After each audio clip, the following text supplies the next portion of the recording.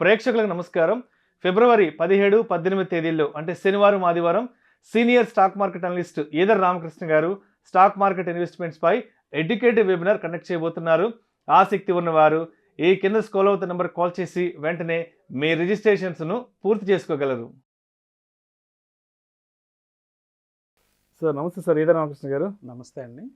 Sir either Ramakrishna గారు, ఇప్పుడు ఒక కంపెనీలో ఇన్వెస్ట్ చేసే ముందు ప్రతి ఒక్కరూ కూడా పిఈ రేషియోని చెక్ చేసుకోవాలనుకుంటారు. అంటే పిఈ రేషియో ఎక్కువ ఉంది అంటే ఈ స్టాక్ ఎక్స్పెన్సివ్ అని, పిఈ రేషియో తక్కువ ఉంది అంటే ఆ స్టాక్ అంత పొటెన్షియల్ కాదని ఎక్కువగా మాట్లాడుకుంటుంటారు కదా. అసలు ఈ పిఈ రేషియో అనేదాన్ని ఎలా అర్థం చేసుకోవాలి, ఎంతవరకు అర్థం చేసుకోవాలి, అండ్ ఒక కంపెనీలో ఇన్వెస్ట్ చేసే ముందు తప్పనిసరిగా పిఈ రేషియోకి సంబంధించి ఎటువంటి నాలెడ్జ్ని కలిగి ఉండాలంటారు అసలు? డాక్టర్ సచిన్ రాజ్ అత్యాధునిక వరల్డ్ క్లాస్ ఫిజియోథెరపీ ట్రీట్మెంట్ తో అన్ని రకాల నొప్పులకు శాశ్వత పరిష్కారం. మంచి క్వశ్చన్ అండి. అంటే పిఈ రేషియో అనేది ఒక మిస్టరీ టాపిక్ ఇది. అంటే సింపుల్ నెంబరే P/E రేషియో అంటాము. అంటే ప్రైస్, మార్కెట్లో జరుగుతున్న ప్రైస్ని ఒక షేరు ఎంత సంపాదిస్తుంది, ఎర్నింగ్స్. ఒక్క షేర్కి ఎర్నింగ్స్ ఎంత ఉన్నాయి, మొత్తం నెట్ ప్రాఫిట్స్ ఇవన్నీ మాట్లాడటం వల్ల మనకి అర్థం కాదు. ఒక షేరు జరుగుతుంది, ఫర్ ఎగ్జాంపుల్ ఒక షేరు 1000 రూపాయలు ట్రేడ్ అవుతుంది. ఆర్జన్ ఎంత ఉంది, 100 రూపాయలు సంపాదిస్తుంది అనుకోండి ఒక షేర్కి. అంటే ఒక షేర్కి 100 రూపాయలు సంపాదిస్తూ షేర్ ప్రైస్ మార్కెట్లో 1000 రూపాయలు ఉంటే మనకు P/E రేషియో కేవలం 10 వస్తుంది. ఇదే P/E రేషియో. సో ఇక్కడ మనకి ఏమర్థం అవుతుంది, ఒక కంపెనీ కనుక 10 సంవత్సరాల పాటు అదే ఎర్నింగ్స్ ఉంటే ఆల్మోస్ట్ కరెంట్ మార్కెట్ ప్రైస్ని రీచ్ అయిపోతుంది. అంతే కదండి.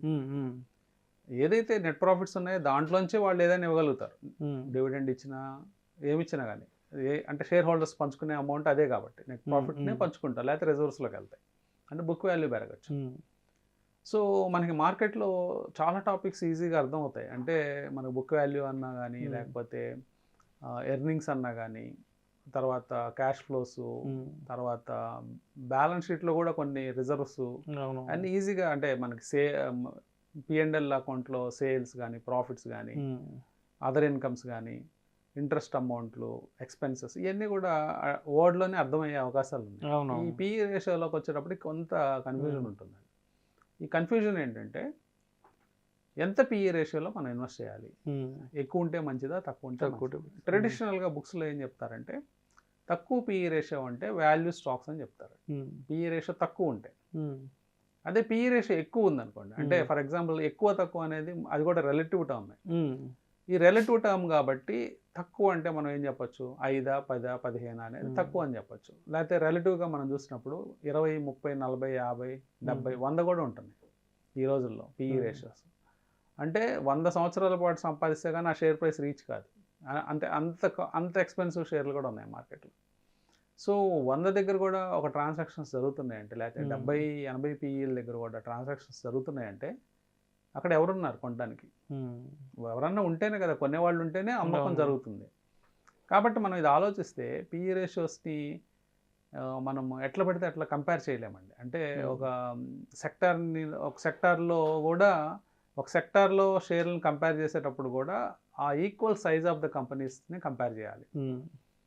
అట్లాగని అలా కాకుండా ఒక సెక్టార్లో ఒక స్టాక్ని ఇంకో సెక్టార్లో ఇంకో స్టాక్ని కంపేర్ చేయడానికి లేదు. ఎందుకంటే కొన్ని సెక్టార్స్లో పిఈ రేషియోస్ తక్కువ ఉంటాయి. ఫర్ ఎగ్జాంపుల్ మెటల్ ఇండస్ట్రీ తీసుకోండి, ఎప్పుడు కూడా బిలో 10, అరౌండ్ 10 ఉంటాయి. అంటే 10కి చుట్టుపక్కల, లేకపోతే 10 కంటే కింద. ఆ సెక్టార్ని పట్టుకొచ్చి బాగా ఎఫ్ఎంసీజీ రంగంతో పోల్చామనుకోండి, ఎఫ్ఎంసీజీలో పిఈ రేషియోస్ 40, 50 ఉంటాయి యావరేజ్న. వాటిని కంపేర్ చేస్తే ఇది చాలా చౌక కంపెనీ అని మనము స్టీల్ కంపెనీస్ కొనుక్కుంటే ఎఫ్ఎంసీజీలాగా పెరగవు. ఇదేంటి కాస్ట్లీ కంపెనీ కొనుక్కుంటేనే పెరుగుతున్నాయి, చీప్ కంపెనీ కొనుక్కుంటే పెరగట్లేదని డౌట్ వస్తుంది మనకి. సో ఇక్కడ ఏమవుతుందంటే పబ్లిక్కి కన్జ్యూమర్ మైండ్ సెట్, అట్లాగే లేకపోతే బిజినెస్ మైండ్ సెట్ అనేది సపరేట్ అవుతుంది. ఎప్పుడు మనం గుర్తుపెట్టుకోవాల్సింది ఏంటంటే స్టాక్ మార్కెట్లో మనం ఒక ప్రోడక్ట్ కొనేది మనం కన్జంప్షన్ కోసం కాదు. అంటే ఒక ఇన్వెస్ట్మెంట్ చేసేది మన కన్జంప్షన్ కోసం కాదు, మనం ఫ్యూచర్లో దాన్ని అమ్మాలి. మనం కొన్న షేర్ మళ్ళీ అమ్ముకోవాలి కదా, ఒక రోజున, ఒక 10 ఏళ్ళకో, 15 ఏళ్ళకో, 20 ఏళ్ళకో, లేకపోతే ఎన్ని రోజులకైనా. అంటే ఒక రోజులో అమ్ముకోవచ్చు, లేకపోతే 100 ఏళ్ళు కూడా ఉంచుకోవచ్చు ఒక షేర్ని. సో ఫ్యూచర్లో అమ్మేటప్పుడు నాకు ఇప్పుడు కొన్న ప్రైస్ కంటే ఎక్కువ ప్రైస్ రావాలి. ఎట్లా వస్తుంది నాకు ఎక్కువ ప్రైస్? ఆ కంపెనీ పర్ఫామ్ చేస్తేనే నాకు ఎక్కువ ప్రైస్ వస్తుంది. అవునవును. ఇప్పుడు చాలా బ్లూ చిప్ కంపెనీస్ అంటాం, అంటే టాప్ గ్రోత్ కంపెనీస్ ఉంటాయి. సో మనం చూస్తే ఆ షేర్లన్నీ పెరుగుతూ ఉంటాయి కంటిన్యూస్గా. అంటే ఆ బ్లూ చిప్స్ అని ఎందుకు అనబడుతున్నాయంటే ఒక ఒక టైంలో అవి 600 రూపాయలు ఉండేవి. ఈరోజు బోనస్లు ఇచ్చి స్ప్లిట్లు చేసిన తర్వాత కూడా ఆ షేర్లు ఇప్పుడు 5,000 ఉంటాయి. అంటే ఎన్నో రెట్లు, 100 రెట్లు కూడా అయిపోయిన షేర్లు ఉన్నాయి. సో మరి 600లో మనం మిస్ అయ్యాము, ఇప్పుడు 5,000లో ఎక్స్పెన్సివ్గా ఉంది అనుకుంటే మనం ఒక్కసారి వెనక్కి వెళ్ళి చూస్తే 600 రూపాయల దగ్గర కూడా అది ఎక్స్పెన్సివ్గానే ఉంటుంది. ఈ పాయింట్ మనం అర్థం చేసుకోవాలి. అంటే ఏంటంటే షేర్ ప్రైస్ అనేది అంటే ఒక కాస్ట్లీ ప్రోడక్ట్కి ఒక చీప్ ప్రోడక్ట్కి ఎంత తేడా ఉంటుందో అట్లాగే షేర్ ప్రైసెస్ కూడా తేడా ఉంటాయి. మన కన్జ్యూమర్ మైండ్ సెట్ ఏదైతే ఉంటుందో అది ఎప్పుడు కూడా మనము ఆ మైండ్ సెట్ని షాపింగ్ చేసేటప్పుడు, లేకపోతే షాపింగ్ మాల్స్లో షాపింగ్ చేసేటప్పుడు అట్లాంటి చోట మనం ఉపయోగించుకోవచ్చు ఆ కన్జ్యూమర్ మైండ్ సెట్ని. అవి ఎందుకంటే మనమే కన్జ్యూమ్ చేసేసుకుంటాం. మనం కొనుక్కున్న వస్తువులు మనం తినేస్తాము. ఇప్పుడు బిస్కెట్స్ తక్కువగా వస్తున్నాయి అనుకోండి, 50% ఆఫ్లో వస్తున్నాయి అనుకోండి, క్వాలిటీ బిస్కెట్, మంచి క్వాలిటీ, మనం తినే రెగ్యులర్గా తినే ప్రోడక్ట్ అనుకోండి. సో అవి 2 ప్యాకెట్ల బదులు 6 ప్యాకెట్లు కొనుక్కోవచ్చు. ఎందుకంటే మనం కన్జ్యూమ్ చేసేస్తాం కాబట్టి మనకేం ప్రాబ్లం లేదు. షేర్స్ మనం కన్జ్యూమ్ చేయం. షేర్స్ భవిష్యత్తు వాళ్ళకి అమ్మాలి, వేరే ఇన్వెస్టర్కి అమ్మాలి.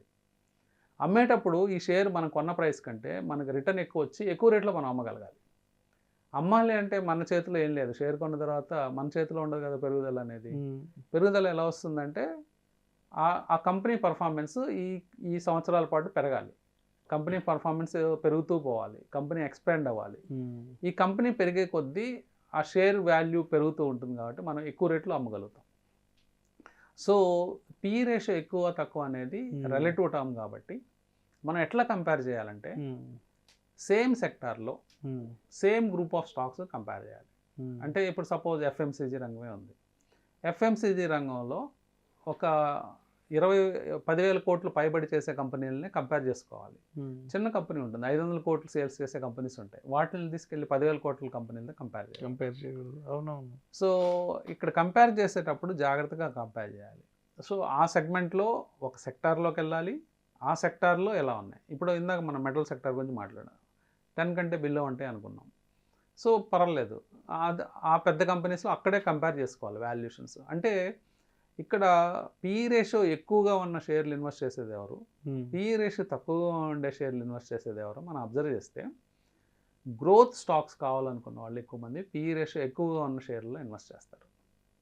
అదే లేదు నాకు గ్రోత్ అంటే గ్రోత్లో ఎక్కువ రిటర్న్ వస్తుంది లాంగ్ టర్మ్లో, కానీ కొంతమందికి ఇన్సెక్యూరిటీ ఉంటుంది.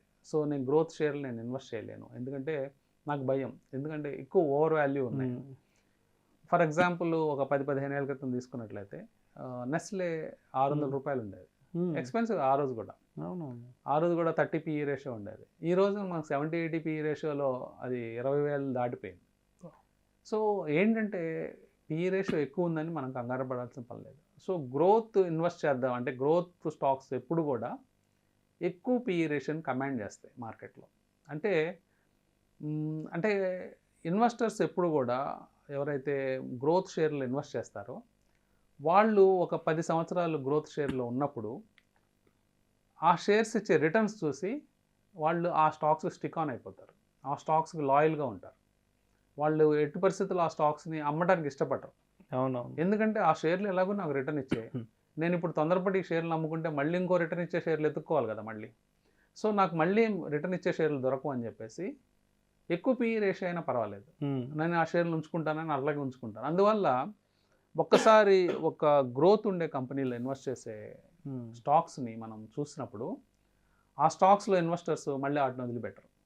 సో అది గ్రోత్ స్టోరీ. వాల్యూలో మనకి ఎలా ఉంటుందంటే రీసెంట్గా మనం పిఎస్యు స్టాక్స్లో కొంత వాల్యుయేషన్స్ రీరైట్ అయినాయి. అంతకుముందు పిఎస్యు షేర్స్ ఎప్పుడు కూడా బిలో 5 ఉండే లేదా బిలో 6 ఉండే పిఈ రేషియోస్. కానీ రీసెంట్గా ఒక బిగ్ ర్యాలీ రావటం, అంటే గవర్నమెంట్ స్పెండింగ్ బాగా చేయడంతో కొన్ని పిఎస్యు స్టాక్స్ చాలా రీరైట్ అయినాయి. చాలా స్టాక్స్ ఇప్పుడు అబౌవ్ 20-25 దాకా వచ్చేస్తూ ఉన్నాయి. అంటే నార్మల్ ఇదివరకు పిఎస్యు షేర్ల లాగా ఇప్పుడు పిఎస్యు షేర్స్ లేవు. అంటే పర్టికులర్గా కొన్ని డిఫెన్స్ సెక్టారు లేదా పిఎస్యులో ఈ పవర్ సెక్టారు, లేకపోతే పిఎస్ఎస్లో ఉన్న రైల్వే స్టాక్స్, ఇవన్నీ కూడా మంచి అట్రాక్టివ్ వాల్యుయేషన్స్కి వస్తున్నాయి. సో మనము ఒక కంపెనీని గొప్ప కంపెనీగా ఎప్పుడు ట్రీట్ చేస్తామంటే పిఈ రేషియోస్ని ఇందాక మనం అనుకున్నట్లు రైట్ స్టాక్స్తో కంపేర్ చేసుకోవాలి. సేమ్ సెక్టార్లో సేమ్ సైజ్ ఆఫ్ ద కంపెనీస్తో కంపేర్ చేసుకోవాలి. సో వాటిని రిలేటివ్గా కంపేర్ చేసినప్పుడు ఇండస్ట్రీ యావరేజ్ కంటే ఎక్కువ ఉన్న పిఈ కంపెనీలు కొన్ని ఉంటాయి, ఇండస్ట్రీ యావరేజ్ కంటే తక్కువ ఉన్న కొన్ని కంపెనీస్ ఉంటాయి. వీటిల్లో ఇండస్ట్రీ కంటే ఎక్కువ ప్రీమియంని కమాండ్ చేస్తున్న, ఎక్కువ పిఈ రేషియోని కమాండ్ చేస్తున్న కంపెనీస్ మంచి క్వాలిటీ కంపెనీస్ అని మనం చెప్పుకోవచ్చు. సో క్వాలిటీ అనేది సింపుల్గా ఐడెంటిఫై అయిపోయింది ఇక్కడ. సో నెక్స్ట్ మనం చేయాల్సిన పని క్వాలిటీకి స్టిక్ ఆన్ అవటం. క్వాలిటీ కంపెనీస్ స్టిక్ ఆన్ అయ్యి భవిష్యత్తులో మనం అవి యాడ్ చేసుకుంటా ఉన్నట్లయితే ఆటోమేటిక్గా మనకి ప్రాఫిట్స్ వచ్చే ఛాన్స్ ఉంటుంది. సో పిఈ రేషియో గురించి మనం గందరగోళం అవ్వాల్సిన పని లేదు. సో అట్లాగే పిఈ రేషియోస్లో ఎక్స్ట్రీమ్స్ ఉంటాయండి. ఎక్స్ట్రీమ్స్ అంటే కొన్ని స్టాక్స్ అంటే లాస్లు తెచ్చుకోవచ్చు, లేకపోతే నామమాత్రమైన ప్రాఫిట్ తెచ్చుకోవచ్చు కొన్ని కారణాలు చేత ఆ పర్టికులర్ సంవత్సరం. కేవలం అంటే పెద్ద కంపెనీస్ కూడా టైం బాగలేకపోతే, అంటే కాంపిటీషన్ ఎక్కువైనప్పుడు, కానీ ఇప్పుడు భారతీయ ఎయిర్టెల్ అంటే అప్పుడు జియో ఫైట్ వచ్చినప్పుడు ఆ టైంలో కేవలం నామమాత్రమైన ప్రాఫిట్లు చూపించేవాళ్ళు. అలాంటి టైంలో పిఈ రేషియోస్ 100-120 కనిపిస్తూ ఉంటుంది. సో అప్పుడు పిఈ రేషియో అనేది కేవలం మనం నెట్ ప్రాఫిట్ మీద తీస్తాం కాబట్టి అక్కడ మనం అది రైట్ క్యాల్కులేషన్ కాదని నేను అనుకుంటాను. ఎందుకంటే మనం అక్కడ కనీసం బుక్ వాల్యూ, కొన్ని విషయాలు వేరే విషయాలు చూడాల్సిన అవసరం ఉంటుంది. సో ఒక కంపెనీకి బుక్ వాల్యూ 300 ఉంటే పిఈ రేషియో కారణంగా అది కేవలం 20 ఉండాలని చెప్తే ఆ షేర్ ఏమి 100 రూపాయలు దొరకదు. ఎందుకంటే బుక్ వాల్యూ కంటే బెటర్గానే ఉండే అవకాశం ఉంటుంది. కొన్నిసార్లు మార్కెట్ ప్రైసు కొన్ని కేసెస్లో బుక్ వాల్యూని చూసుకొని ప్రైసెస్ ఉంటాయి, కొన్నిసార్లు పిఈ రేషియోస్ని చూసుకొని ప్రైసెస్ ఉంటాయి. అంటే మెజారిటీ కేసెస్లో పిఈ రేషియోస్ని బట్టే ప్రైసెస్ అనేవి ఉంటాయి. సో మీరు ఎప్పుడు కూడా ఎక్కువ పిఈ రేషియో ఉందని చెప్పి కంగారు పడాల్సిన పని లేదు, అంటే అవాయిడ్ చేయాల్సిన పని లేదు. ఎక్కువ పిఈ రేషియో ఉన్నా దాని గత హిస్టరీ ఎలా ఉంది. ఇప్పుడు కొన్నిసార్లు మనం మంచి quality stocks like Asian paints, Pidilite ఇలాంటి స్టాక్స్ చూసినప్పుడు అవి ఎప్పుడు కూడా పిఈ రేషియోస్ ఎక్కువ కమాండ్ చేస్తాయి, తక్కువ పిఈ రేషియోస్లో దొరకవు. ఎందుకంటే అవి పర్ఫామ్ చేస్తూ ఉన్నాయి, అలాగే ప్రైస్ని కూడా కమాండ్ చేస్తాయి. సో జనరల్గా ఇది ఎలా మనం కంపేర్ చేసుకోవచ్చు అంటే, మనం ఒక క్వాలిటీ ప్రోడక్ట్ కొనేటప్పుడు ప్రైస్ న్యాచురల్గా పెట్టాలి. అదే ఇన్వెస్టింగ్లో అంటే షేర్స్ కొనేటప్పుడు ఒక క్వాలిటీ పెడుతున్నామంటే 100% మనము ఎక్కువ ప్రైస్ పెట్టి కొనాల్సింది. కాకపోతే మనం ఒక్కసారి రిపెంట్ అవుతాం, కొన్న రోజే రిపెంట్ అవ్వచ్చు ఎక్కువ రేట్ పెట్టామని. కానీ అది ఇచ్చే రిటర్న్స్ కానీ, భవిష్యత్తులో ఆ వచ్చే ఎర్నింగ్స్ పెరగడం కానీ, ఆ గ్రోత్ చూసినప్పుడు బాగుంటుంది, అంటే రీజనబుల్ అనిపిస్తుంది. Thank you so much Eedara Ramakrishna గారు. స్టాక్స్లో ఇన్వెస్ట్ చేసే ముందు తప్పనిసరిగా పిఈ రేషియో గురించి ఎటువంటి నాలెడ్జ్ని కలిగి ఉండాలి అనే అంశం గురించి చాలా చక్కగా మీ విశ్లేషణ తెలియజేశారు. Thank you so much sir.